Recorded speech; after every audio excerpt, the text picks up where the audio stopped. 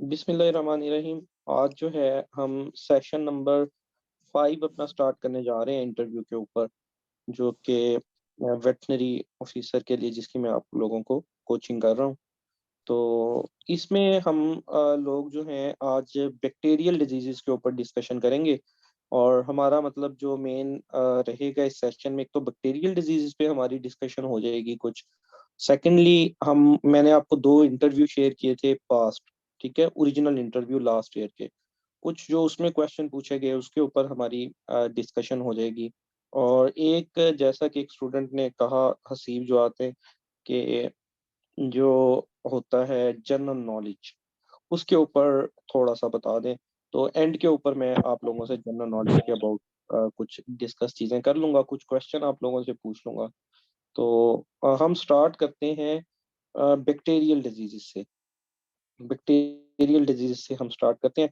आप लोगों ने उम्मीद है कि बैक्टीरियल डिजीज़ेज़ स्टडी की होंगी। 2 दिन मिल गए आपको, कल का दिन ऑफ था और एक आज का दिन था। तो उम्मीद तो है कि जो मैंने आपको दिए थे लेक्चर्स, वो भी आपने देखे होंगे। देखें, सब्जेक्ट काफ़ी सारे हैं। हमने थोड़ी-सी स्पीड को अपना तेज़ रख के, अगर आप लोगों ने अभी पढ़ना नहीं स्टार्ट किया तो पढ़ना स्टार्ट कर दें। यकदम इंटरव्यू की डेट आ जाएगी, फिर ज़रा हेक्टिक हो जाएगा। चीज़ों को मैनेज करना आप लोगों के लिए मुश्किल हो जाएगा। तो हमारी कोशिश यही होगी कि जो मेन सब्जेक्ट्स हैं उनको कवर कर लिया जाए, जस्ट लाइक मेडिसिन हो गया, रिप्रोडक्शन हो गया, पोल्ट्री हो गई और पैरासाइटोलॉजी हो गई। इन 4 सब्जेक्ट्स को हम कवर कर लें, तो ये 4 सब्जेक्ट्स इसी सूरत में कवर होंगे अगर हम अपनी थोड़ी-सी स्पीड एक अपने ज़हन में जो है वो लिमिट रखेंगे कि 15-20 दिन के अंदर आप लोगों का इंटरव्यू स्टार्ट हो जाएँगे। तो तभी हम इन चीज़ों को कवर कर सकते हैं। तो कोशिश करें, जिस पेस के साथ हम चल रहे हैं उसके साथ आप जो है, बल्कि जिस पेस से चीज़ें मैं आपको प्रोवाइड कर रहा हूँ, आपको चाहिए उससे थोड़ी पेस ज़्यादा रखें। क्योंकि मैं एक स्पेसिफिक मैं दरमियाने लेवल की चीज़ें प्रोवाइड कर रहा हूँ कि जो एक स्लो स्पीड स्टूडेंट है वो भी साथ चल सके, और जो एक ज़्यादा स्पीड वाला है वो भी साथ चल सके, और जो ज़्यादा स्पीड में पढ़ सकता है वो और भी चीज़ों को कवर करे, इस इन चीज़ों के अलावा जो मैं आप लोगों को बताता हूँ। तो स्टार्ट करते हैं जी। डिजीजेज आपने ना, जो मोटी-मोटी डिजीजेज हैं ना, उनको आपने ज़्यादा कवरेज देनी होती है। वैसे पूछा भी ज़्यादा उन्हीं के बारे में जाता है। जस्ट लाइक वायरल के अंदर अगर हम देख लें तो रेबीज़ हो गई, ठीक है? एफएमडी हो गई, लंपी स्किन डिजीज़ हो गई और एफिमरल फीवर हो गया, जो ज़्यादा डिजीज़ प्रिवेलेंट होती हैं फील्ड के अंदर और जिनसे हमारा ज़्यादा मतलब इंटरेक्शन होता है। सेकंड नंबर पे जो है, और ये इनके आंसर का जवाब ना देना नाकाबिले माफी होता है। देखिए, वो एक बहुत ही मुश्किल आप लोगों से डिजीज पूछ लेता है। वो जो है केनाइन की या एक्वाइन की किसी अंदर की डिजीज में चला जाता है, एक्वाइन इन्फेक्शियस एनीमिया में फॉर एग्जांपल चला जाता है। तो उसका अगर आप नहीं भी जवाब देंगे तो काबिल कबूल है। कुछ ऐसे टफ क्वेश्चंस पूछे जाते हैं आपको जस्ट कंफ्यूज करने के लिए, उस पे आप सॉरी भी बोल दें तो काबिल कबूल है। बट जो बेसिक डिजीजेज हैं, बेसिक चीजें हैं, उनके ऊपर सॉरी, फॉर एग्जांपल वो एफएमडी का आपसे पूछ ले कि इसका ट्रीटमेंट बता दें या कंट्रोल बता दें या वायरस बता दें, और आपको इसमें से ना आए तो फिर वो जरा मुश्किल हो जाती है नंबर देते हुए भी एग्जामिनर को। वो लंपी स्किन डिजीज, अब जिस तरह मतलब इतनी ज्यादा ये प्रीवेलेंट है, उसके बारे में आपको ना आए, बेसिक ना आए, कोई बहुत अंदर की वो कहानी पूछ ले, वो ना आए तो वो कोई उसका मसला नहीं होता, उस पर आप जस्ट सॉरी बोल सकते हैं, कोई इतना इशू नहीं होता। तो बेसिक डिजीजेस के ऊपर आप लोगों ने ज्यादा वर्क करना है। अब हम इसी तरह जो है देख लेते हैं बैक्टीरियल डिजीजेस को, जो बेसिक्स हैं। तो काइंडली जो है मुझे जो है हफीजुल्लाह हफीजुल्लाह अपना माइक ऑन करें और आप मुझे बताएंगे कोई से 5 नाम लार्ज एनिमल में बैक्टीरियल डिजीजेस के। Okay sir. सर मेरी आवाज आ रही है? जी आ रही है आपकी आवाज। जी सर, सबसे पहले एंथ्राक्स, साल्मोनेलोसिस, हम्म कोलीबैसिलोसिस, क्लोस्ट्रीडिया, एचएस हम्म और कोलोस्ट्रीडिया तो पूरा एक ग्रुप है ना, ये तो आपने जनरल कर दिया। कोई डिजीज का नाम बताए ना मुझे, कोलोस्ट्रीडिया कोई डिजीज सर, नहीं है।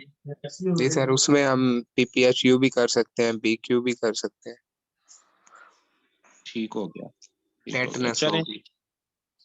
टेटनस हो गई, गुड। और कोई जो है मुझे जो है नुमान, आप चलें बताएं जी, कोई से 5 डिजीजेस के नाम बताएं। अस्सलाम वालेकुम सर। जी वालेकुम सलाम। और ये मद्देनजर रखना है सिर्फ लार्ज र्यूमिनेंट्स की डिजीज हो। जी सर। सर इसमें सबसे पहले हमारे पास मेस्टाइटिस है। हम्म उसके बाद हमारे पास एंथ्रेक्स, हम्म हेमोरेजिक सेप्टिसीमिया, हम्म एक्टिनोमाइकोसिस, ठीक है। एक्टिनोबैसिलोसिस। हम्म इसके अलावा सर एफएमडी, एफएमडी कहाँ से आ गई? सॉरी सॉरी सर, वो चलें ठीक हो कंफ्यूज। गया। अच्छा, इसके बाद जो है वो मुझे उसामा सलीम। जी सर। उसामा सलीम, आप मुझे कोई सी जो है डिजीजेस बताएंगे बैक्टीरियल स्मॉल र्यूमिनेंट्स की। Sir CCPP, canine contagious canine pleuropneumonia, contagious caprine pleuropneumonia. Caprine, caprine pleuropneumonia, ठीक है। और इसके अलावा इक्वल इंटेरोटॉक्सीमिया आ गई। ठीक हो गया, आगे। इकोलाई, इकोलाई कोई डिजीज है? ये तो बैक्टीरिया का नाम है। कोलिबेसिलोसिस, साल्मोनेलो, कोली, साल्मोनेला, साल्मोनेलोसिस। अच्छा चलें ठीक हो गया।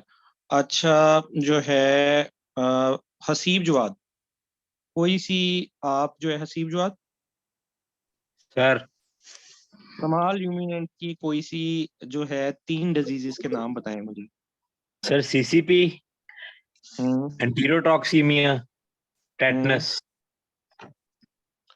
टेटनस चलें ठीक है। टेटनस स्पेसिफिकली जैसे सीसीपीवी है, एंटेरोटॉक्सीमिया है, ऐसे किसी एक डिजीज का नाम बताएं जो स्मॉल ल्यूमिनेंस में मोस्ट प्रीवेलेंट हो।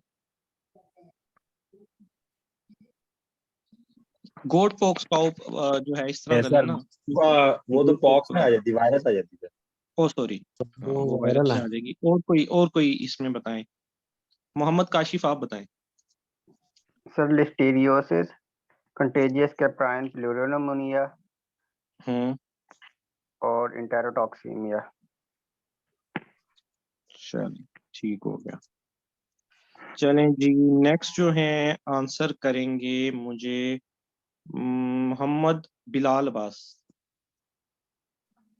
बिलाल अपना आप माइक ऑन करें। नेक्स्ट क्वेश्चन पूछूंगा मैं आपसे कोई और। जी sir. How to control mastitis. Sir mastitis को कंट्रोल करने के लिए सर ये एक मैनेजमेंटल डिजीज है सर। इसका प्री डिपिंग। डिपिंग? जी sir, pre dipping post dipping के क्या through pre dipping post dipping, क्या मुराद है इनसे? सर मिल्किंग से पहले डिपिंग करनी चाहिए ट्रीट्स को। तो हाँ, ये देखें ना, पूरा बताएं। देखें, प्री डिपिंग पोस्ट डिपिंग तो कोई चीज नहीं है। जी सर। मिल्किंग से पहले प्री डिपिंग पोस्ट डिपिंग, किस चीज में डिप करना है? सर इसमें सर सॉल्यूशन एंटीसेप्टिक सॉल्यूशंस के साथ डिपिंग करनी है। अच्छा, और इसके अलावा और क्या कंट्रोल है? सर एक ये चीज होगी सर। दूसरा कंट्रोल है ऐसे कि इन्वायरमेंट क्लीन हो, बेडिंग एरिया क्लीन हो। अच्छा। ठीक है सर, दो चीजें हम्म सर। थर्ड है इसमें बेडिंग की सर। इसी सर क्वेश्चन का इसका कोई और आंसर करना चाहे? काउंट टेस्ट वगैरह इनके रूटीन रूटीन टेस्टिंग करनी करनी नहीं है नहीं, ये इनकी। कंट्रोल प्रॉपर नहीं है। ऐसा सवाल करें, वकार गिल, वकार गिल आप बताएं, हाउ टू कंट्रोल मस्टाइटिस। अस्सलाम वालेकुम सर। जी वालेकुम सर सलाम। सबसे पहले ये है कि सर ये मैनेजमेंटल डिजीज है। इसको हम मैनेजमेंट से इम्प्रूव कर सकते हैं, इसे बचा जा सकता है।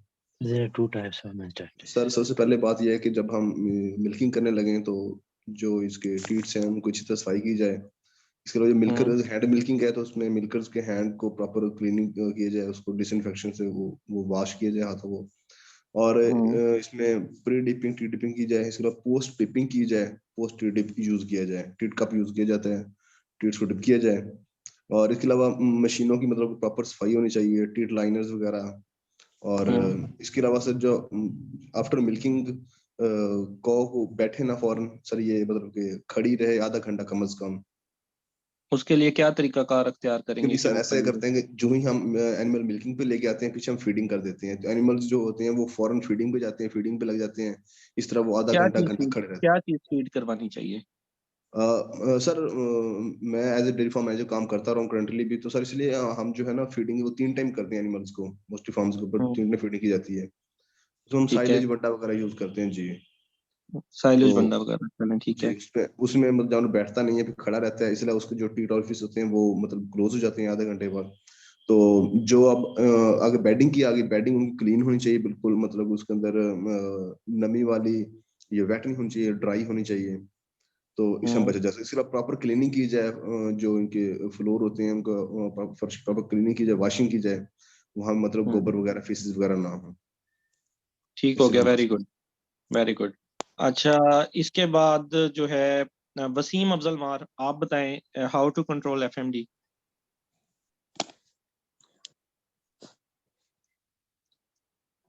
How to control mastitis, sorry. Sir mastitis के लिए सबसे पहले जो है ना हमें हाइजीनिक मेजर लेने पड़ेंगे। प्रॉपर हाइजेनिक, क्लीनिंग जो है उसकी, बेडिंग की और जो फ्लोर वगैरह है उसकी प्रॉपर क्लीनिंग होनी चाहिए।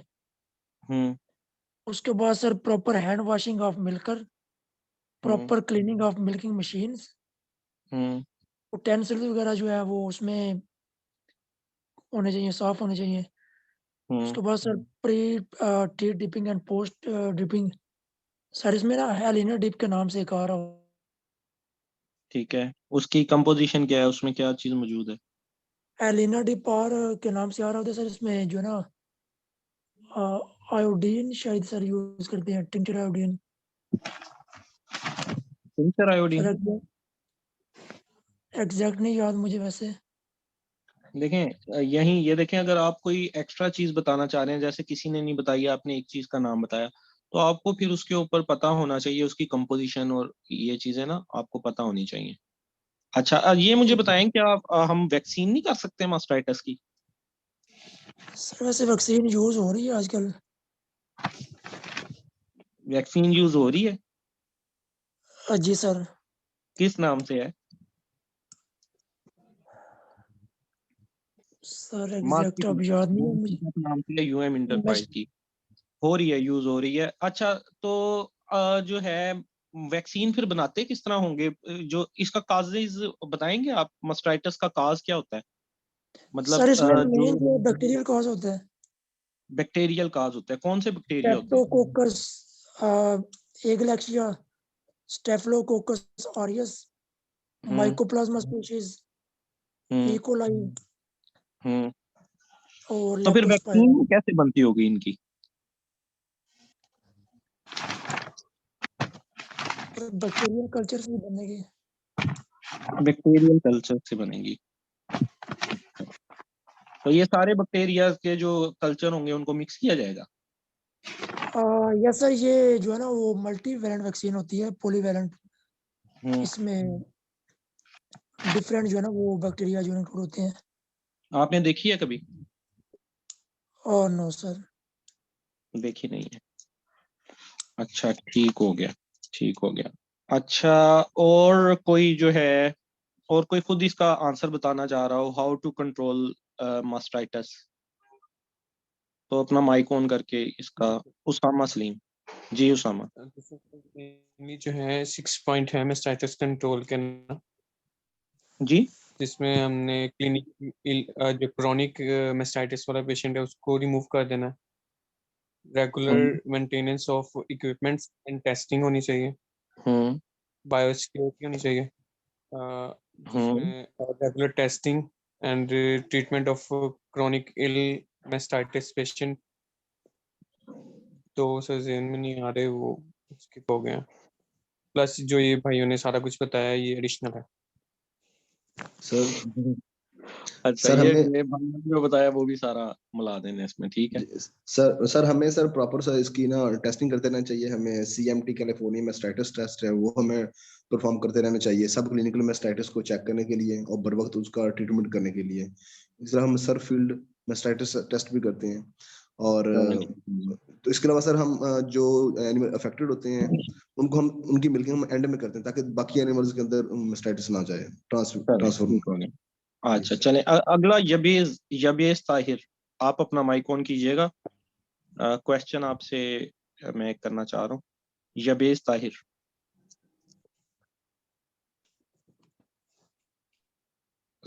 यबीज ताहिर या जैनिश शहबाज, आप दोनों में से कोई एक अपना माइक ऑन कर ले। यस सर, अस्सलाम वालेकुम। जी वालेकुम सलाम। मुझे ये बताइएगा, कोल्ड मस्टाइटिस और समर मस्टाइटिस में क्या फर्क है? सर ये जो समर मेस्टाइटिस है ये क्राइनिबैक्टीरियम की वजह से होता है शायद। शायद। समर मेस्टाइटिस का क्राइनिबैक्टीरियम की वजह से होता है। पूरा नाम क्या है इसका?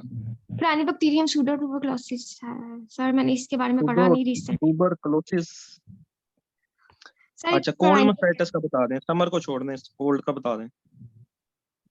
सर इसके बारे में मैंने नहीं सुना। इसके बारे में नहीं सुना। कंटेजियस मस्टाइटिस क्या होती है?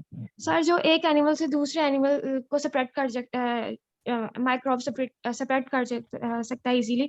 जैसे कि हम मिल्किंग कर रहे हैं तो जो एनिमल है उसके जो मिल्कर है या मिल्किंग मशीन है वो क्लीन नहीं है, तो एक एनिमल से दूसरे एनिमल के जो अडर तक जो एनिमल जो ऑर्गेनिज्म जाके इन्फेक्शन काज करेगा वो होगा। Define contagious just in one line. Contagious क्या होता है?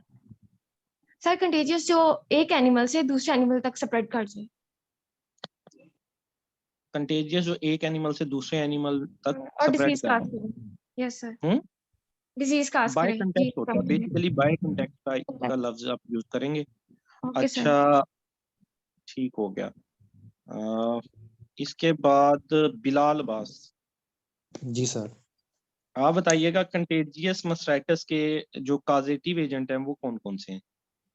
सर कंटेजियस के सर स्ट्रेप्टोकोकस एकिलेक्सिया, स्ट्रेप्टोकोकस, स्टेफिलोकोकस, और सर इसमें कितना लास्ट पे कॉर्निबैक्टीरियम पायोजेंस।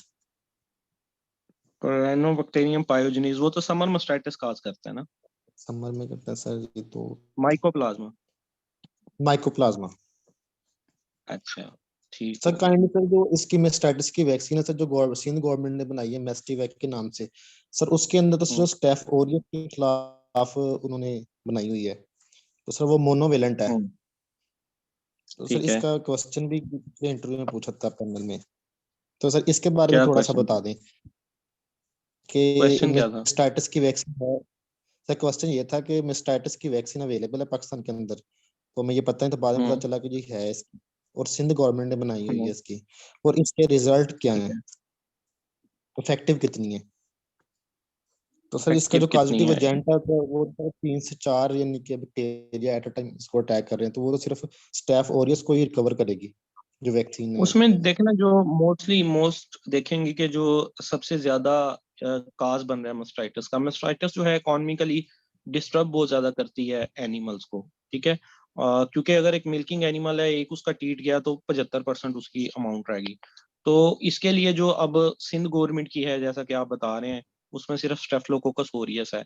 अब जो मेजर काजेटिव एजेंट है उसको ये कंट्रोल कर लेगी, लेकिन कुछ ऐसी हैं जो पॉलीवैलेंट है, जिसमें 3-4 के मिक्सचर से बनाई गई है। और इसकी जो वाइड वैरायटी, इसमें अगर बैक्टीरिया देख लें तो वो तो इकोलाई भी, और स्टेफिलोकोकस कई किस्म के, स्ट्रेप्टोकोकस, यीस्ट, और दाएं बाएं के और बहुत सारे हैं। बट कोशिश की जाती है कि मैक्सिमम जो डेंजर से बचने के लिए वो एक कवरेज दी जाए। बाकी इसके रिजल्ट क्या हैं, तो जो है ये फील्ड के अंदर बहुत ज्यादा यूज हो ही नहीं रही, ठीक है। आमतौर पे हम इसमें फील्ड यूजेज नहीं देख रहे, आमतौर पे फार्मर को इसके बारे में अवेयरनेस नहीं है, तो इसके रिजल्ट अनडिक्लेयर्ड कहे जा सकते हैं। जो कोई वाजिया रिजल्ट इसके मौजूद नहीं है कि इसका क्या रिजल्ट आ रहा है मार्केट में। बाकी अगर कोई आप में से फॉर्म रन करता है एज ए मैनेजर और उसने यूज करके देखी, तो वो इसका बेटर। किसी ने यूज की है मस्टाइटिस की वैक्सीन आज तक, आप में से जितने लोग यहाँ मौजूद हैं? सर जो यूएम इंटरप्राइजेज की सर वैक्सीन है उसके अंदर सर वो पॉलीवेलेंट है या मोनोवेलेंट है वो भी? वो पॉलीवैलेंट है, मास्टीपेप के नाम से आती है। लेकिन वही बात ना, यूजेज नहीं है, लोग नहीं आमतौर पे मास्टाइटिस की वैक्सीन कराते। इसको आमतौर पे हाइजेनिकली ही कंट्रोल किया जाता है, ऑल्दो इसकी वैक्सीन मौजूद है पाकिस्तान में, बट हाइजेनिक मेजर्स के थ्रू। और दूसरा जो है, ये मास्टाइटिस बेसिकली नीचे से ऊपर की तरफ इसका काजेटिव ऑर्गेनिज्म जाता है, मतलब थनों से एंटर होना है ना उसने, तो कोशिश की जाती है और आफ्टर मिल्किंग ही एंटर होता है। मिल्किंग करने के बाद जो टीट ओरिफिस है वो आधा घंटा ओपन रहता है। तो कोशिश करनी चाहिए कि पहले जब मिल्किंग से पहले भी डिप करना चाहिए एंटीसेप्टिक सोल्यूशन में, ताकि जो है वो अडर और टीट साफ हो जाएं। और उसके बाद आधा घंटा जो है एनिमल को बैठने ना दिया जाए, जैसा कि बता रहे थे एस्पेरेंट, कि उनको फीड ऑफर की जाती है, वाटर ऑफर किया जाता है। एक तो उनके जिस्म से मिल्क निकला होता है, एनिमल के एनर्जी डेफिशिएंसी होती है, तो फीडिंग के थ्रू वो भी पूरी हो जाती है। और ये भी फायदा हो जाता है कि उसकी टीट जो है कनाल, वो ओरिफिस जो है वो दोबारा से क्लोज हो जाता है। तो अच्छा जी, इसके बाद जो है नेक्स्ट क्वेश्चन, लाइव स्टॉक की कंट्रीब्यूशन, ये मुझे बताएंगे Nadeem Khalid. What is the role of livestock in country's economy? Nadeem Khalid सुन रहे हैं आप? जी सर। सर जी जो बताइएगा। नेशनल जीडीपी का जो कंट्रीब्यूशन है वो 14.04% है, और जो एग्रीकल्चर इकोनॉमी है उसके अंदर लाइवस्टॉक का जो कंट्रीब्यूशन है वो 61.89 है। और ये सर जो है ना वो 8 मिलियन जो है ना वो फैमिलीज हैं जो अपनी 35 to 40% मंथली इनकम जो है ना वो लाइवस्टॉक से अर्न करते हैं। अच्छा, लाइव स्टॉक में आपके ख्याल से क्या प्रॉब्लम फेस करने पड़ रहे हैं? जो मेन प्रॉब्लम्स हैं क्या हमारी कंट्री में? मेन प्रॉब्लम तो मास्टाइटिस है और ये तो डिजीजेस वाइज आपने बता दिया ना। मोटे मोटे प्रॉब्लम बताएं, चैलेंजेस बताएं, जो एक फार्मर को या हमारे इधर जो है लाइव स्टॉक सेक्टर को एज ए होल फेस करने पड़ रहे हैं पाकिस्तान में। सब मेन प्रॉब्लम जो है ना वो इकोनॉमिकल इश्यूज आ जाते हैं, वो भी इन्हीं डिजीज की वजह से आ जाते हैं कि मास्टाइटिस आ जाएगी तो सर वो एक तो उसके एक्सपेंसेस होंगे ट्रीटमेंट पे, और दूसरा जो है ना उसका मिल्क प्रोडक्शन कम हो जाएगा, तीसरा उसके फीड एक्सपेंसेस आएंगे। तो इसकी वजह से फार्मर को जो है ना वो इकोनॉमिकल लॉसेस होते हैं। अच्छा,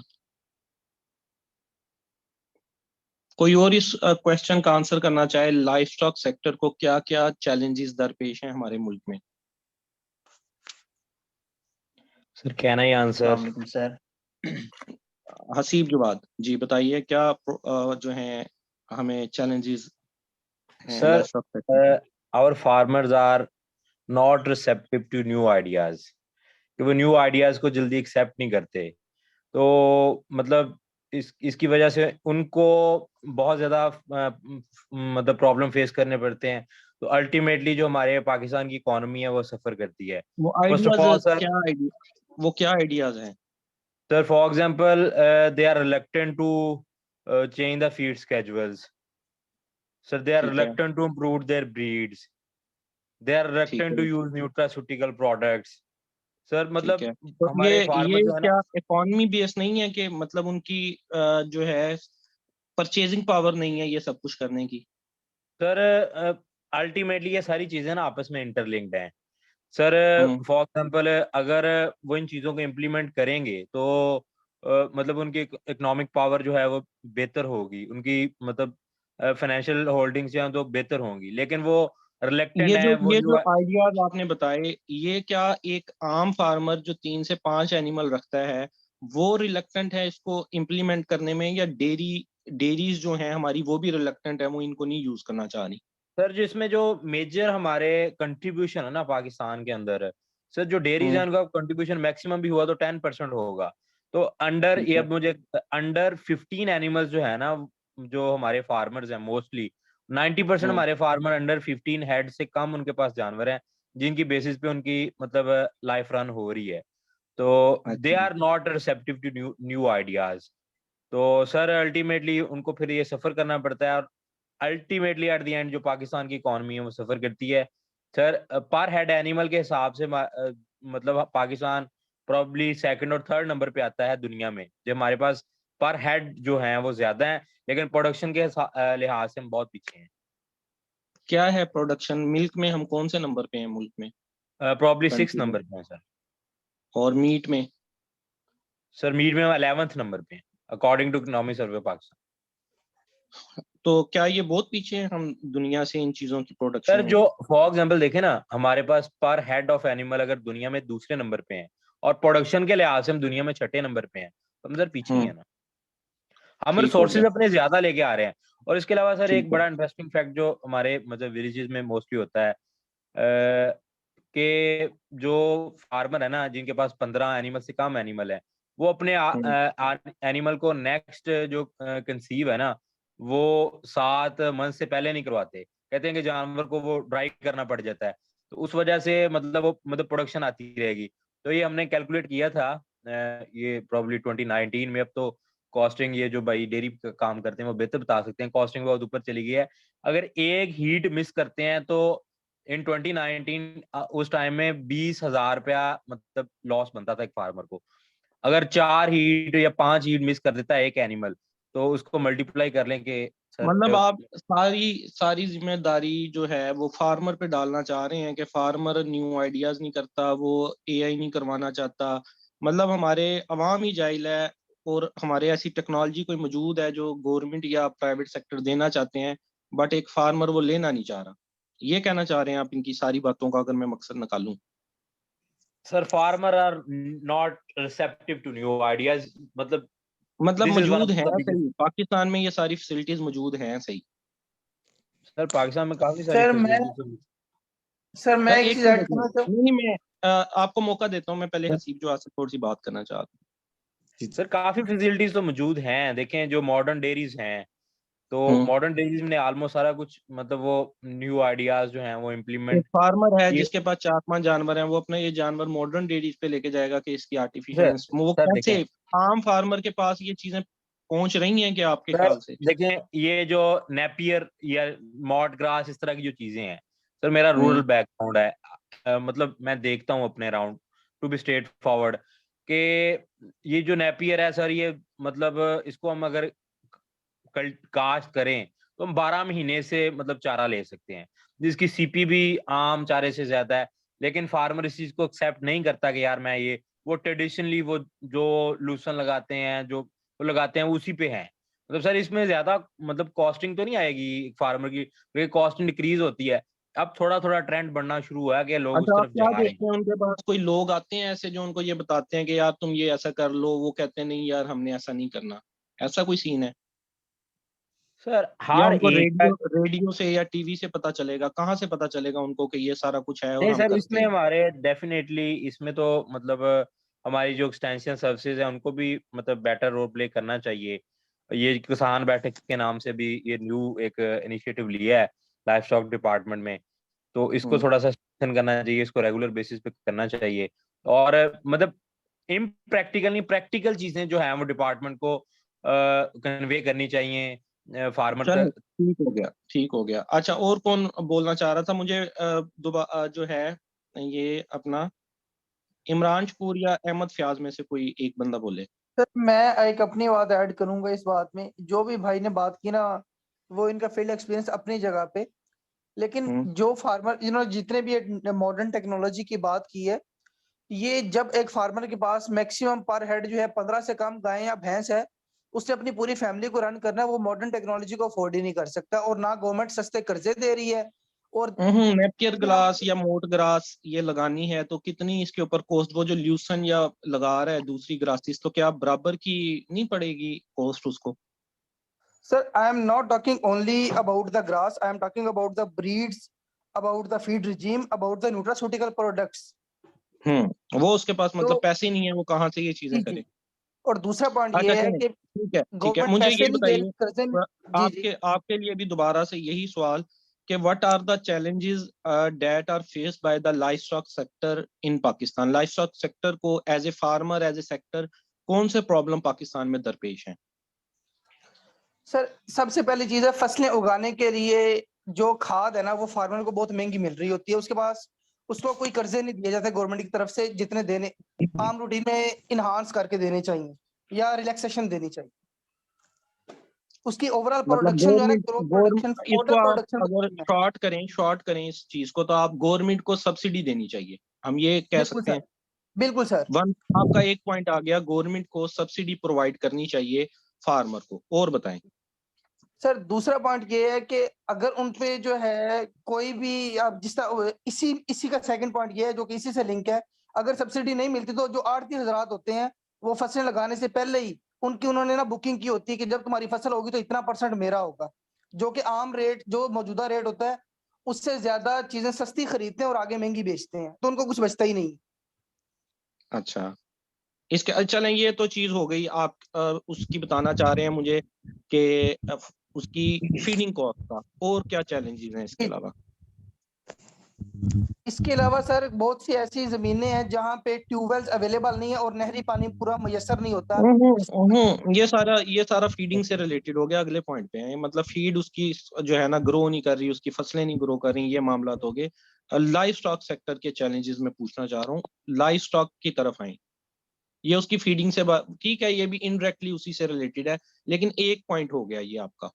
ठीक है सर। अब सेकंड, सेकंड वो जो पॉइंट की दूसरा तरफ। हम जो है यूटिलाइज नहीं कर पा रहे, जो हीट्स मिस कर रहे हैं, जो भाई ने पॉइंट बताया वो भी एक बहुत बड़ा रोल है कि हमें जो प्रॉपर जो है ना हीट डिटेक्शन के जो मेथड्स हैं प्रॉपर, जो फील्ड में जो हमारे जो फार्मर्स हैं उनको सिर्फ यही पता है कि उन्होंने सिर्फ जो है किसी से वो जब भैंस बोलेगी तो पता चलेगा, otherwise they have none other जो है प्रॉपर टेक्निक जिसकी बेस पे वो आइडेंटिफाई कर सके। उनको हीट गुजर जाती है, उनको पता ही नहीं चलता कि हीट आई भी है कि नहीं आई। Okay, next point. तीसरा जो पॉइंट है सर, अभी तक जो मिल्क का जो है ओवरऑल जो प्रोडक्शन है वो ज्यादा ले सकते हैं, लेकिन वो बात फिर फीडिंग पे आ जाएगी कि वो फीड ऐसी दे रहे होते हैं या ड्राई फीड बहुत ज्यादा दे रहे होते हैं, बहुत कम दे रहे होते हैं, जो कि ओवरऑल मिल्क की प्रोडक्शन को अफेक्ट कर रही होती है। इसके बाद थर्ड पॉइंट, फोर्थ पॉइंट पे आ जाए। उसके अलावा चलें इमरान, ये जो नेक्स्ट जो है मुझे बताएं इसका आंसर। हफीजुल्लाह आप बताएं, या बिलाल बास या हफीजुल्लाह, सर कौन बोलेगा? हफीजुल्लाह चलें। सर ये जो लाइव स्टॉक को जो हफीजुल्लाह, प्रॉब्लम्स आ ओके। रहे हैं ना, तो हमने लाइव स्टॉक जो डिपार्ट है ना उसके प्रॉब्लम बताने हैं। तो सबसे पहला प्रॉब्लम ये है कि हमारा जो फार्मर है वो अपना एनिमल जो है ना वो हॉस्पिटल तक नहीं लेके आ सकता। सबसे बड़ा प्रॉब्लम लाइफ स्टॉक डिपार्टमेंट को ये आ रहा है कि उन्होंने खुद जाना होता है। अब लाइफ स्टॉक डिपार्टमेंट के पास जो डिस्पेंसरीज हैं वो इतनी ज्यादा नहीं है कि वो एक टाइम पे जितने भी जानवर बीमार हैं सबके पास जा सके। उसके वेरी गुड अलावा पॉइंट। जैसे हीट की बात हुई है कि अगर दो फार्मर के इकट्ठे फोन आ जाते हैं कि हमारा एनिमल जो है ना वो हीट पे है, अब लाइफ स्टॉक डिपार्टमेंट को वो एक चॉइस होती है कि किसके एनिमल के पास जाए, क्योंकि अगर दूसरे के पास जाता है तो उसकी हीट मिस हो जाएगी, उसके पास जाता है तो उसकी हीट मिस होगी। क्यों मिस हो जाएगी? अंदर काफी गैप होता है अपना, जो है अच्छा खासा टाइम पीरियड होता है, मिस क्यों हो जाएगा ये? तहसील में अगर सर वो डिस्टेंस का अगर हो थोड़ा सा इशू, यानी यूनियन डिस्टेंस कौंसल ज्यादा लेवल हो। पे ही हॉस्पिटल, यूनियन कौंसल लेवल पे हॉस्पिटल कितना, एक तहसील में एक जगह जी से सर। दूसरी जगह मैक्सिमम 2 घंटे लग जाएंगे जाने में। जी सर, लेकिन सर कास्टिंग का भी इशू होता है। एनिमल को कास्ट करके उन्होंने एआई करनी होती है फील्ड में क्रश वगैरह प्रोवाइड नहीं किए जाते। क्रश नहीं प्रोवाइड किए जाते? अच्छा ठीक है। उसके और कोई बाद पॉइंट? उसके बाद सर ये मैं नेपियर ग्रास के पॉइंट ऐड करना चाह रहा था। इसका सीड अब इंपोर्ट हो रहा है। अब कोई भी चीज नई नई पाकिस्तान में जब होती है तो उसका रेट बहुत कम होता है। जैसे सोयाबीन है, सोयाबीन का रेट बहुत कम था जब शुरू शुरू में आया था पाकिस्तान में फीडिंग में यूज होना। अब उसका रेट बहुत हाई हो गया। अब हमारे लिए एक जरूरत भी बन गया है, अब मजबूरी भी बन गया। अब अगर हम इंपोर्ट नहीं करते तो हमारा पोल्ट्री सेक्टर पूरा तबाह होता है। अगर इंपोर्ट करते हैं तो बहुत ज्यादा टैक्स और उसकी प्राइस बहुत ज्यादा है। ठीक हो गया, बस काफी है। इसका मैं आप लोगों को, ये बड़ा मशहूर क्वेश्चन है और बहुत ज्यादा दफा पूछा जाता है कि आपने चैलेंजेस बताने हैं फार्मर को क्या दरपेश हैं या लाइफ स्टॉक सेक्टर को क्या दरपेश हैं। तो इसमें आप देखें, आप बहुत नैरो जो जाके ना बताएं प्रॉब्लम, जो बहुत ही नैरो किस्म का, आपने एक ब्रॉड टर्म के ऊपर चीजें बतानी है। सबसे पहले देखें, सबसे पहला प्रॉब्लम हमारे लाइफ स्टॉक सेक्टर को जो दरपेश है वो स्कैटर्ड फार्मिंग का है। हमारी फार्मिंग जो है वो स्कैटर्ड है। जो डेयरों पे जानवर रखे हुए हैं वो 2-2, 4-4, 5-5 रखे हुए हैं। हमारे डेयरीज नहीं है बहुत बड़ी बड़ी। तो पहला प्रॉब्लम ये है कि हमारे स्कैटर्ड फार्मिंग है, जिसको जैसा कि एक अभी बता रहे थे स्टूडेंट के उन तक एनिमल को लेके जाना, एनिमल वो कोई बीमार हो गया है तो किस तरह से टेक्नीशियन या डॉक्टर वहां पहुंचे, या वो अपने एनिमल को किस तरह से सीबीडी वगैरह के ऊपर लेके जाएं। एक ये हमारे जो है प्रॉब्लम है। दूसरे नंबर पे अवेयरनेस प्रॉब्लम है। हमारे फार्मर तक बहुत सारी चीजें जो हैं वो नहीं पहुंचती, बहुत सारी बातें जो है नहीं पहुंचती जो कि उन तक पहुंचनी चाहिए। डिफरेंट जो किसान लाइफ स्टॉक बैठक प्रोग्राम है वो कंडक्ट होने चाहिए। थर्ड नंबर पे जैसे हसीब बता रहे थे कि फार्मर रिलेक्टेंट टू है अडॉप्ट, बट सारी जिम्मेदारी हम फार्मर के ऊपर नहीं डाल सकते। हमारे पास भी लैक ऑफ टेक्नोलॉजी है।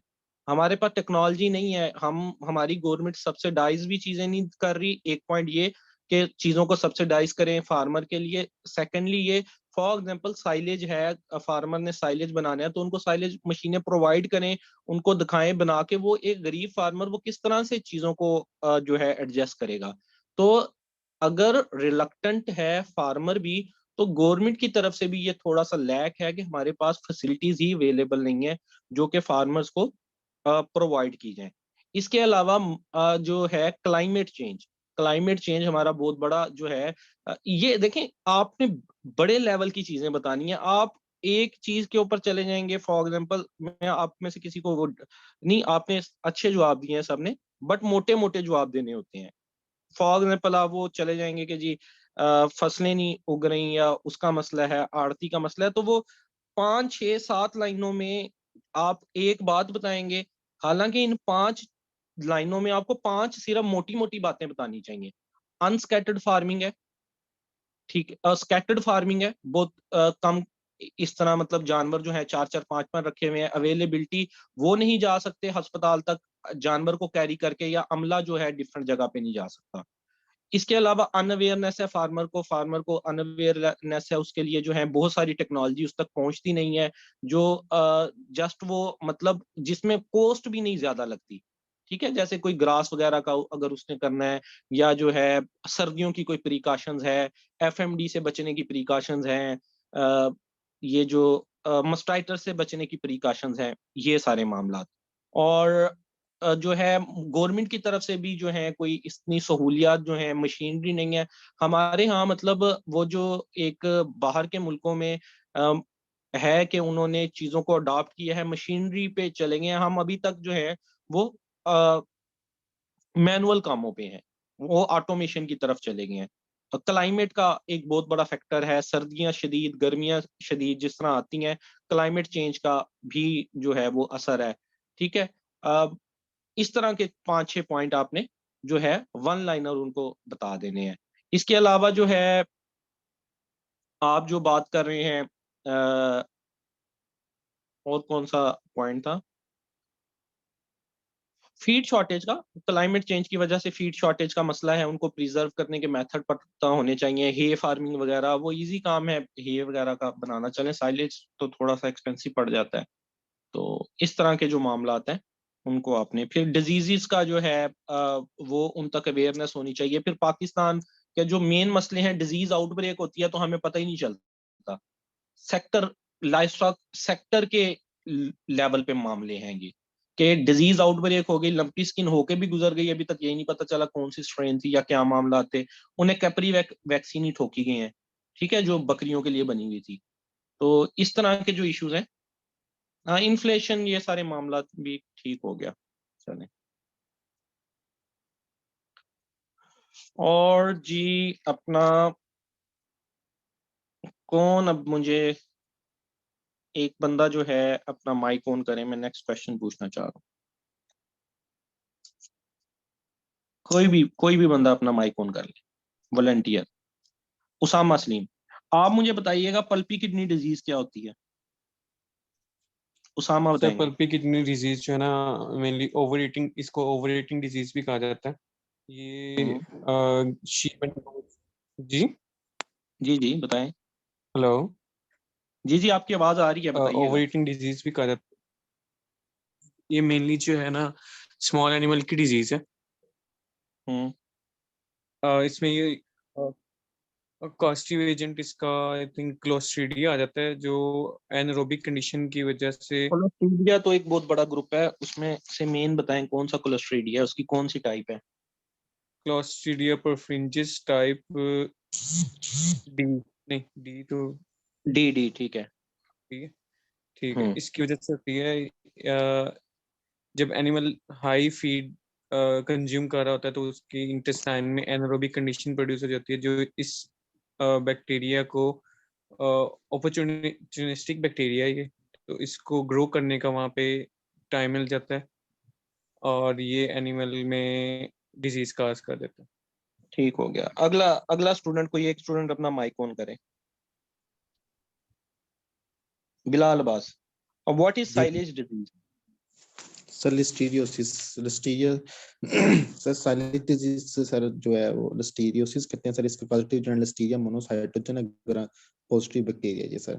तो ये सर जो साइलेज की वो पैकिंग और प्रेसिंग के अंदर जो इश्यूज होते हैं या एयर टाइट नहीं होता, उसकी वजह से इसके बैक्टीरिया को चांसेस मिल जाते हैं साइलेज के अंदर ग्रो करने के लिए। तो सर जब ये लूजली एयर पैक्ड होगा या इसके अंदर एयर चले जाएगी, तो ये वाला जब साइलेज ऑफर करेंगे जानवर को, तो सर मैक्सिमम चांसेस होते हैं इस डिजीज के पैदा होने के।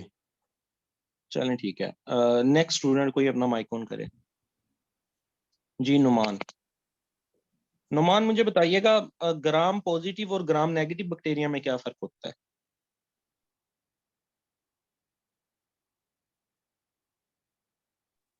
आपने माइक ऑफ कर लिया जी। ग्राम पॉजिटिव और ग्राम नेगेटिव बैक्टीरिया में क्या फर्क होता है?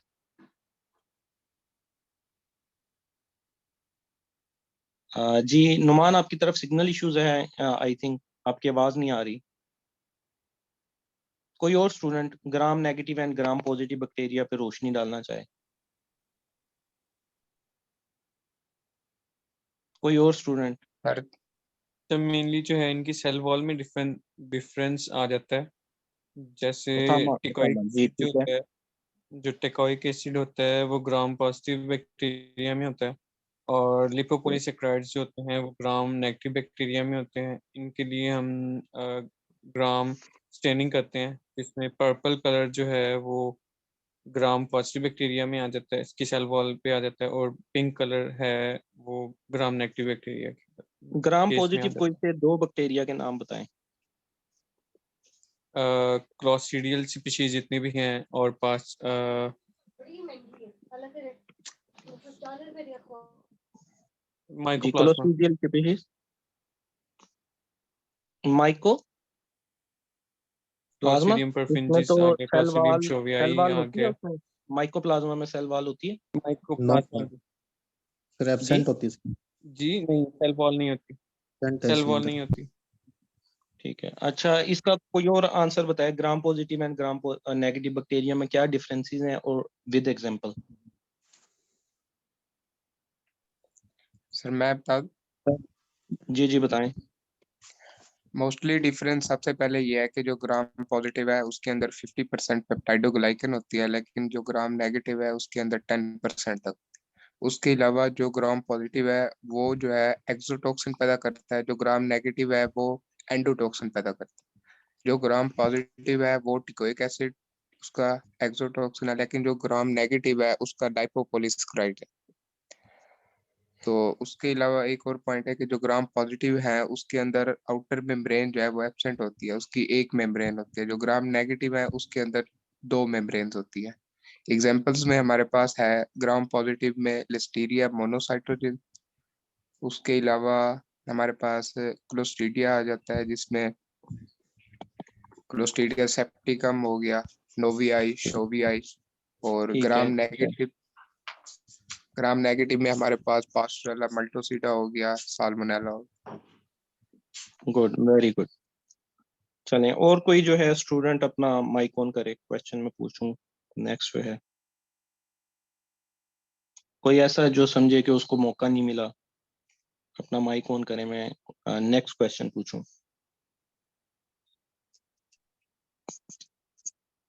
जी, हुसैन अहमद फराज, काइंडली मुझे ये बताइएगा कि मेलिन टेस्ट क्या होता है?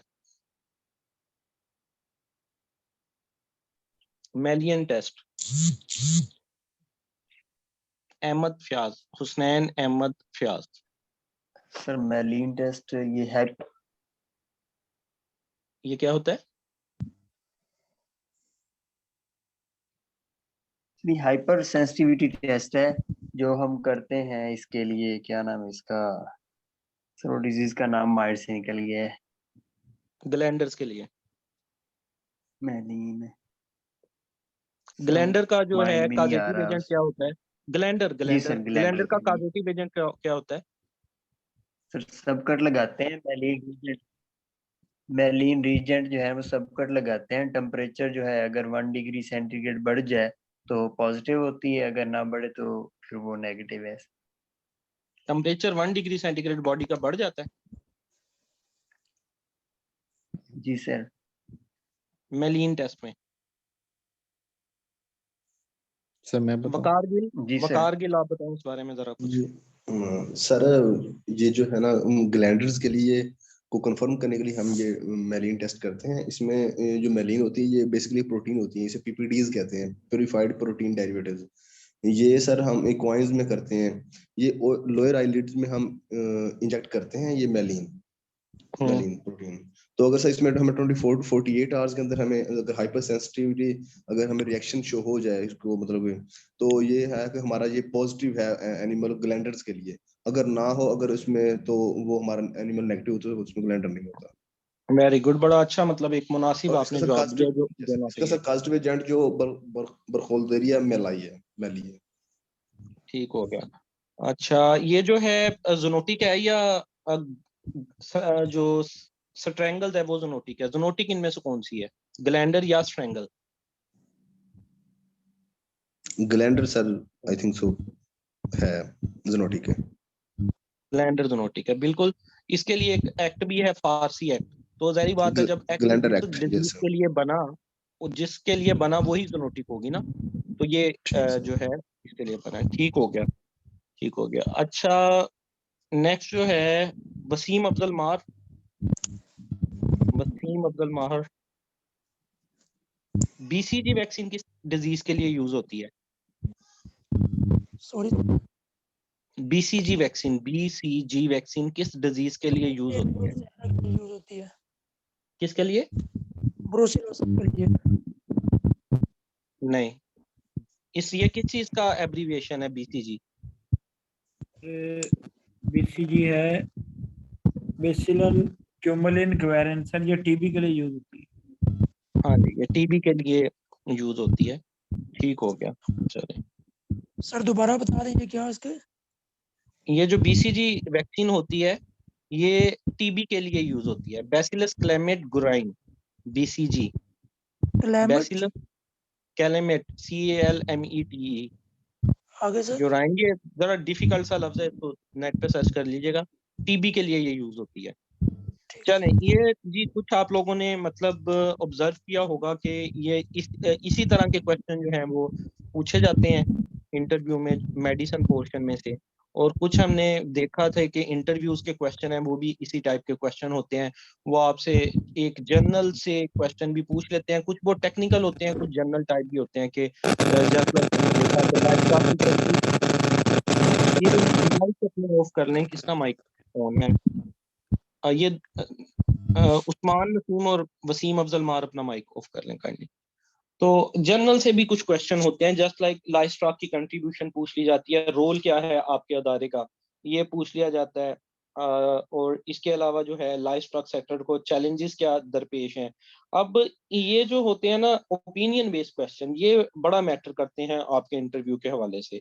इनके ऊपर थोड़ी सी जो है ना अपनी ग्रिप जो ओपिनियन बेस्ड होती है, और फिर आपने ओपिनियन ऐसा देना होता है जो बस आप टाइम नहीं गुजारना कि 2-3 मिनट उसके आंसर पे, एक ऑथेंटिक ओपिनियन देना है, एक ब्रॉड टर्म ओपिनियन देना है, जो कि वो जो बैठे हैं 19वें ग्रेड के अफसर हैं, 20वें ग्रेड के अफसर हैं, उनके जाके दिल को भी लगे।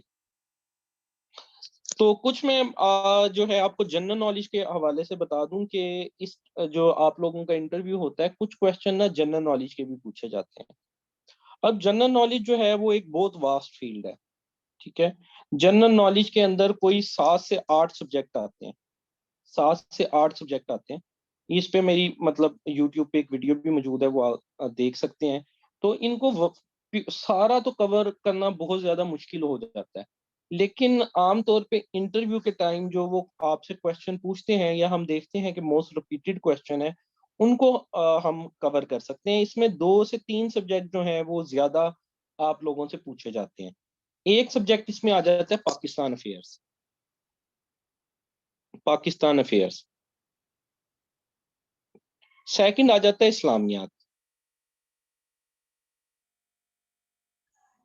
और थर्ड आ जाता है आपका करंट अफेयर्स।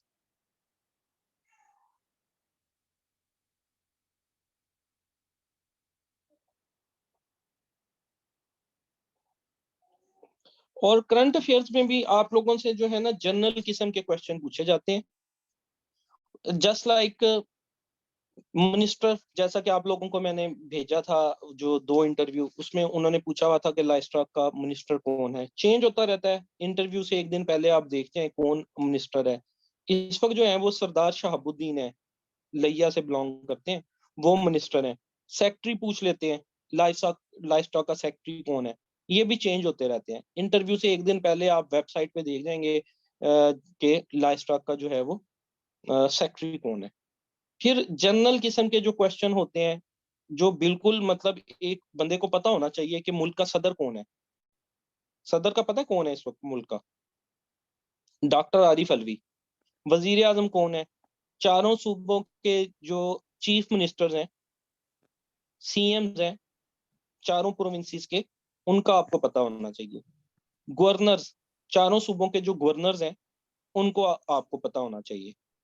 तो इस तरह की कुछ जनरल नॉलेज के हैं। फिर आपको speaker national assembly, chairman senate, इस तरह की तो बेसिक जो चीजें हैं ना, वो उसके ऊपर नहीं आपका देखें, वो एक बहुत ही मुश्किल चीज पूछ लेता है। वो आपसे पूछ लेते हैं मीनार पाकिस्तान की हाइट कितनी है।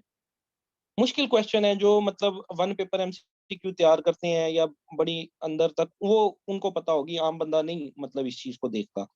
या वो जो है डिफरेंट स्पोर्ट्स में चले जाते हैं, वो एक अलग बात है। लेकिन अगर ये इस तरह के क्वेश्चन पूछते हैं, वजीर आजम कौन है, और ज्यादातर इसी तरह के वो क्वेश्चन पूछते हैं, गवर्नर कौन है पंजाब का, केपीके का गवर्नर कौन है, वजीर आला कौन है, सेनेट का चेयरमैन, सेनेट का कोई चेयरमैन बता सकता है सेनेट का चेयरमैन कौन है इस वक्त? सादिक संजरानी। सादिक सादिक संजरानी। संजरानी। और नेशनल असेंबली का स्पीकर कौन है? राजा परवेज अशरफ।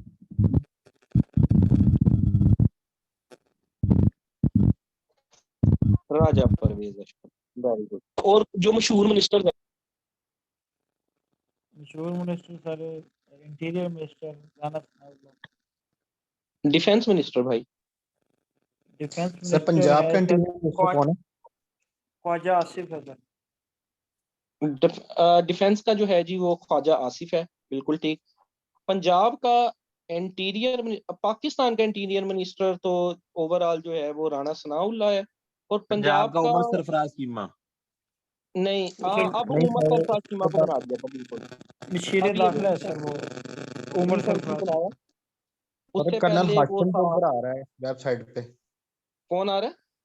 Sir colonel Hashim Dogar. पहले वो हाशिम डोगर को चेंज कर दिया। हाशिम डोगर उसके पहले बाद था, फिर चेंज हुआ है। हाशिम डोगर को अभी चेंज किया है, और ये सरफराज चीमा को बना दिया गया है। ठीक, सरफराज चीमा अपडेटेड है। सरफराज चीमा क्या नाम है इनका पूरा? उमर उमर सरफराज सरफराज चीमा। उमर सरफराज चीमा, ये वो इनको गवर्नर भी लगाया गया था ना, जरा दबंग किस्म के थे, तो इनको फिर हाशिम डोगर कुछ फैसलों को लेते हुए जरा हेजिटेट कर रहे थे, ताल्लुक भी उनका एस्टेब्लिशमेंट से था, तो फिर चेंज करके इनको दोबारा लगा दिया गया। तो इस तरह के कुछ क्वेश्चन जो हैं वो आप लोग देख जाते हैं, करंट अफेयर से रिलेटेड, कुछ पाकिस्तान अफेयर और कुछ इस्लामिक स्टडीज से रिलेटेड। तो अगर इनको आप पढ़ लें तो ज्यादा बेहतर है, और मतलब ठीक है, लेकिन अगर नहीं भी आप कर पाते तो ज्यादा आपका फोकस आपके सब्जेक्ट पे होना चाहिए। सब्जेक्ट नॉलेज ज्यादा जज किया जाता है। एफपीएससी का हो ना, फेडरल पब्लिक का, वहां पे ज्यादा जनरल नॉलेज को पूछा जाता है। मैं सर तो इसमें कुछ जो ऐड करना चाहूंगा। जी जी करें। सर मेरे से उन्होंने इंटरव्यू में सर 1956 के आयन के मुतालिक, 1973 के आयन के मुतालिक पूछा था, तो उस पॉइंट ऑफ व्यू से भी सर देखना चाहिए स्टूडेंट्स को। एक वो क्वेश्चन था पाकिस्तान रेजोल्यूशन कह दिया, वो करारदादे वक़ार objective sir resolution, objective objective resolution वो भी पूछा। जी जी सर। 1949। अच्छा ये देखे ना, पता है क्या, ये जो जनरल नॉलेज का स्कोप है ना वो बहुत ज्यादा वाइड है, वो कहीं से भी छेड़ सकते हैं, हम सब कुछ कवर नहीं कर सकते जनरल नॉलेज में। बट कोशिश करेंगे बेसिक बेसिक पाकिस्तान अफेयर की, इस्लामियात की और करंट अफेयर्स की कर जाएं।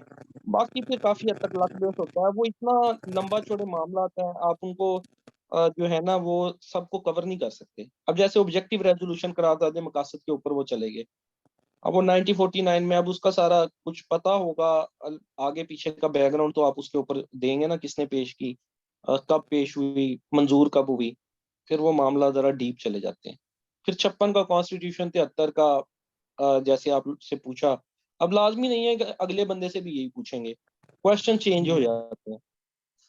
तो बस बेसिक बेसिक चीजें आप देख जाएं, बाकी फिर अल्लाह मालिक होता है। इस काफी हद तक इंटरव्यू जो है ना वो लक बेस्ड काफी हद तक कह सकते हैं, क्योंकि ओपन एंडेड है ना, कोई लिमिट्स नहीं है, वो कहीं से भी स्टार्ट हो सकते हैं। 15 से 20 मिनट है आपके सामने, आपके जो ग्रिप स्ट्रॉन्ग वाले एरियाज आगे तो बल्ले बल्ले हो जाती है, और अगर आपकी ग्रिप स्ट्रॉन्ग वाले एरियाज ना आए तो थोड़ा सा बंदा डामाडोल हो जाता है। लेकिन सारा कुछ उन्होंने, एक और चीज आपको बताता हूँ, जो आपके क्वेश्चन के आंसर्स और इन चीजों को नहीं देखना होता, ओवरऑल वो आपकी पर्सनैलिटी को जज कर रहे होते हैं, आपका कॉन्फिडेंस लेवल देख रहे होते हैं, आपकी कम्युनिकेशन स्किल देख रहे होते हैं, आपका जो है वो नॉलेज भी, बेसिकली जहरी बात है, नॉलेज तो उन्होंने देखना ही देखना है, वो बैठे इसलिए है, लेकिन बाकी फैक्टर्स भी साथ साथ होते हैं। और कोई किसी का कोई क्वेश्चन हो तो आप लोग। सर एक तो सर ये लाइफ स्टार्ट कंट्रीब्यूशन वाला जो आपने क्वेश्चन पूछा था सर, एक काइंडली आप उसको एलेबोरेट कर दें। दूसरा जो है वो सजेशंस जो लाइफ स्टार्ट डिपार्टमेंट अभी चैलेंजेस फेस कर रहा है, उनको बेहतर करने के लिए क्या सजेशन आप दे सकते हैं सर? ये इन दोनों ठीक है, ये बस दो दो क्वेश्चन में एड्रेस करूंगा इस वक्त, ठीक है, फिर लंबी बात हो जाती है वरना। लाइफ स्टॉक की अगर कंट्रीब्यूशन की बात कर लें तो ये क्वेश्चन जिस तरह के मैंने पूछा था नदीम खादी से, तो उन्होंने ठीक बताया कि लाइफ स्टॉक की आप कंट्रीब्यूशन बताएंगे, एग्रीकल्चर की बैकबोन की हैसियत रखता है, एग्रीकल्चर ओवरऑल पाकिस्तान की इकोनॉमी में, जिसमें से जो लाइफ स्टॉक है that is one of the sector.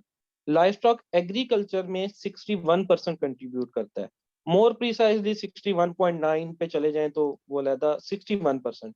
और अगर जीडीपी की बात कर लें, ग्रॉस डोमेस्टिक प्रोडक्ट, तो उसमें 14%।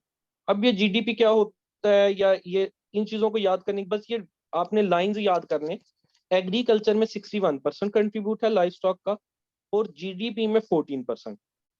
ये ठीक है, सर 11.3 नहीं है? ये पुराना था 11.3, अब ज्यादा हो गया, 14% हो गया। फिर ये है कि 80 लाख फैमिलीज, जिस तरह ये आप अगर देखें ना इकोनॉमिक सर्वे 2021 टू 22, तो उसकी कुछ वो, बल्कि एक स्टूडेंट ने शेयर भी किया हुआ था मेरा ख्याल है ग्रुप में, उसका पहला पेज आप थोड़ा सा अगर पढ़ लें तो उसके अंदर जो है अंदाजा हो जाता है। फिर ये हमारा सेक्टर जो है मिल्क की जरूरियात पूरी कर रहा है, मीट की जरूरियात जो है, प्रोटीन की जो जरूरियत है वो पूरी कर रहा है। तो ये हमारा कुछ रोल के आ जाता है कि हमारे लाइफ स्टॉक सेक्टर का क्या रोल है। और सेकेंडली आपका क्या क्वेश्चन था कि ये जो सुजेशन, सजेशंस क्या आप दे सकते हैं लाइफ स्टॉक डिपार्टमेंट को बेहतर? सजेशंस क्या दे सकते हैं? सबसे पहले ब्रॉडर लेवल से आपने शुरू होना है। गवर्नमेंट गवर्नमेंट डिपार्टमेंट को जो है वो पॉलिसीज अपनी ऐसी बनानी चाहिए जिससे जो आम फार्मर है उसकी हेल्प होनी चाहिए, जिसमें उसको डिफरेंट टाइप्स की जो इनोवेशंस हैं, जो न्यू टेक्नोलॉजीज हैं, न्यू टेक्निक्स हैं, वो उस तक पहुंचनी चाहिए, उसको सब्सिडी प्रोवाइड करनी चाहिए, उसको सोलर जो है प्लांट्स प्रोवाइड किए जाएं, ट्रैक्टर, साइलेज मशीनें, इस तरह की चीजें प्रोवाइड की जाएं जिससे जो है एक फार्मर की अपलिफ्ट हो। सेकंड नंबर पे अवेयरनेस, जो अवेयरनेस देने का काम है वो महकमा लाइफ स्टॉक का है, डॉक्टर्स का है, जो हमारा स्टाफ है उसका है। हमें उन तक अवेयरनेस को पहुंचाना चाहिए through media, through social media, through mass mobilisation. हमें उन तक जो है वो डिफरेंट जो है अवेयरनेस को पहुंचाना चाहिए। इसके बाद जो है क्लाइमेट चेंजेस जो हैं या फीड शॉर्टेजेस जो है, उसके लिए हमें टेक्नोलॉजीज को उनको बताना चाहिए, हे मेकिंग, साइलेज मेकिंग, और उनको वो मशीनरी, वो चीजें गवर्नमेंट के थ्रू हमें प्रोवाइड भी करनी चाहिए, उनको ये चीजें हैंड्स ऑन ट्रेनिंग भी देनी चाहिए, उनको ट्रेनिंग वगैरह देना भी इस मामले में लाजमी है। इकॉनमिकली जो है उनको जाहिर बात है, जब तक इकॉनमिकली नहीं स्टेबल होगा एक फार्मर, या डिजीजेस का जिस तरह आउटब्रेक होता है, उसको मेडिसिन की कवरेज प्रोवाइड करनी चाहिए। फॉर एग्जांपल लंपी स्किन आ रही है तो उस वक्त जो है लंपी स्किन की वैक्सीन, और अगर इफेक्टेड जानवर हो गए हैं तो उसका ट्रीटमेंट जो है वो मौजूद होना चाहिए, ठीक है। और इसके अलावा जो है आप टेक्नोलॉजी का यूज, अब तो मोबाइल एप्लीकेशंस आ गई हैं डिफरेंट टाइप की, एंड्रॉयड एप्लीकेशंस हैं, इवन के महकमे ने भी एप्लीकेशंस अपनी बनाई हुई हैं, बट वो फार्मर उसको यूज करना नहीं जानता। फिर हेल्पलाइंस हैं जिसके ऊपर वो मालूमात ले सकता है, 0900 9211 की जो हेल्पलाइन है। इसके अलावा लाइफ स्टॉक की जो है वो मोबाइल एप्लीकेशन है जिसके थ्रू वो अपने केसेस भी रिपोर्ट कर सकता है एक फार्मर, और डिफरेंट नंबर्स वगैरह, डॉक्टर्स वगैरह को भी अप्रोच कर सकता है। तो ये मतलब मेन पॉइंट है जो गवर्नमेंट को, सोशल मीडिया को, डॉक्टर्स को, मतलब ये जो एक स्ट्रेटेजी हमें अडॉप्ट करनी पड़ेगी, उसमें सबको अपना अपना शेयर अदा करना पड़ेगा, जिसमें सबसे ऊपर गवर्नमेंट का शेयर आ जाएगा, फिर जो है डिपार्टमेंट का जो हमारा अमला है, डॉक्टर हजरात हैं, वीए असिस्टेंट, उनका शेयर आ जाएगा, फिर वो पॉलिसीज जो हैं वो पहुंचेंगी फार्मर तक, फिर फार्मर का शेयर आ जाएगा कि अगर वो रिलक्टेंट टू अडॉप्ट है इन टेक्नोलॉजी से, तो उसको वो टेक्नोलॉजी जो है अडॉप्ट करनी चाहिए, उनको कोई इंसेंटिव्स दिए जाएं, उनको कहा जाए कि जी आप ये ग्रास अगर उगाते हो और इतनी प्रोडक्शन आती है तो तुम्हें इतने पैसे दिए जाएंगे, एरिया के अंदर कंपटीशन सा क्रिएट करके। तो इस तरह से जो है कुछ सुजेशंस के थ्रू हम इस सेक्टर को अपलिफ्ट कर सकते हैं। तो इनमें से कुछ चीज़ें तो ऑलरेडी सर अडॉप्टेड हैं, जैसे कि आपने वो साइलेज मशीन की बात की, वो मेरे ख्याल में सर जो है गवर्नमेंट ऑलरेडी दे रही है। सबको नहीं दे रही ना, कितने लोगों के पास, अगर आपका रूरल बैकग्राउंड है तो अब तक कितने लोगों को दी है आपने देखी हो? वो सर कम ही है वो, मतलब यानी कि एक कम है, बंदा फिर जी उसकी किसको वो एक देता पूरी पॉलिसी है, वो आप नेट पे पढ़िएगा कि इतने पैसे दिए जाते हैं। पहले तो खुद वो मशीन खरीद देगा फार्मर, उसका रकबा जी होना चाहिए इतना, वो खुद खरीदेगा और उस पे गवर्नमेंट 3 लाख रुपया आई थिंक सब्सिडी देगी।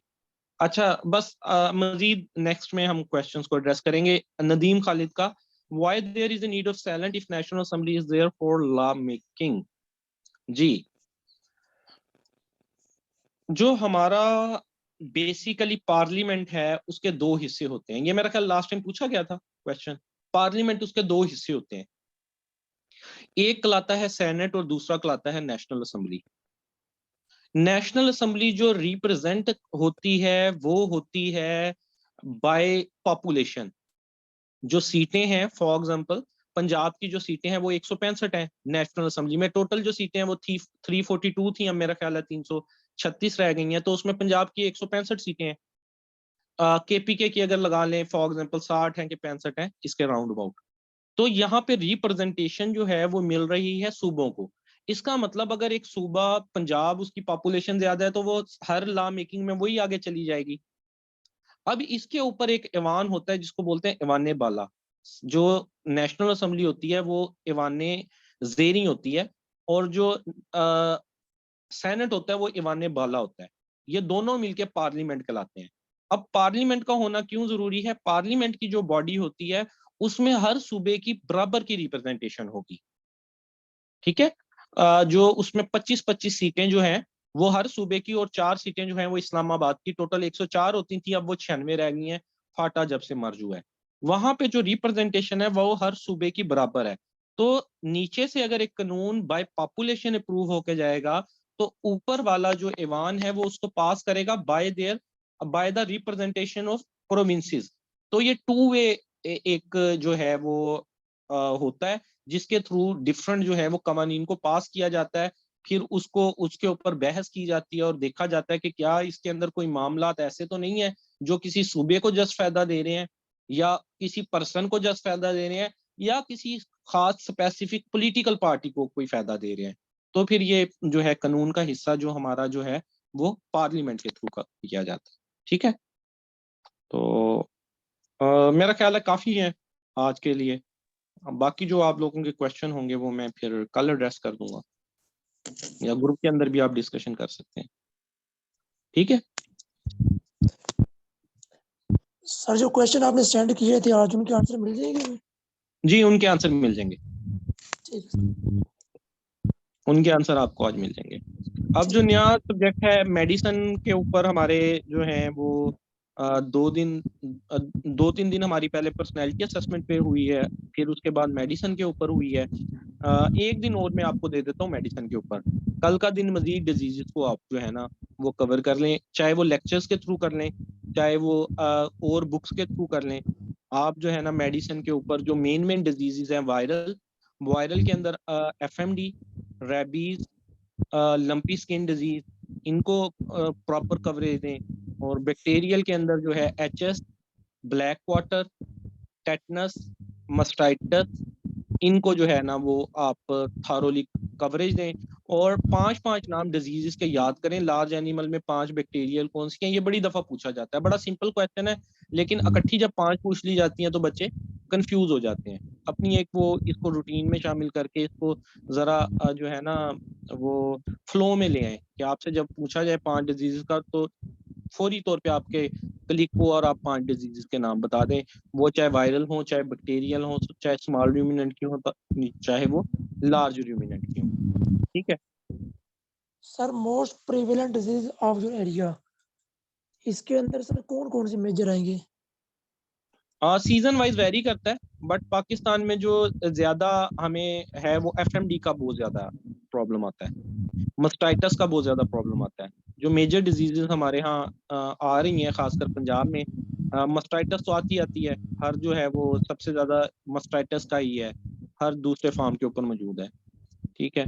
और फिर आ जाती है ये FMD, ये 2 डिजीजेस जो हैं वो बहुत ज्यादा मौजूद हैं। फिर टिक बॉर्न डिजीजेस जो हैं जस्ट लाइक बबेजिया, थलेरिया, एनाप्लाज्मा, उनका जो लोड है वो भी ज्यादा है। सर HS इसके अंदर आएगी कि नहीं आएगी? HS नहीं इसमें आएगी, HS जो है वो उसके ऊपर कवरेज पा ली है। HS की मास वैक्सीनेशन के थ्रू जो है वो कुछ हिली एरियाज में अगर कुछ केसेस आ जाएं तो आ जाएं, ओवरऑल पंजाब में इसके केसेस देखने को नहीं मिलते HS के अब। Okay sir, thank you. चलें ठीक हो गया जी, अल्लाह हाफिज़। ठीक है सर, थैंक यू।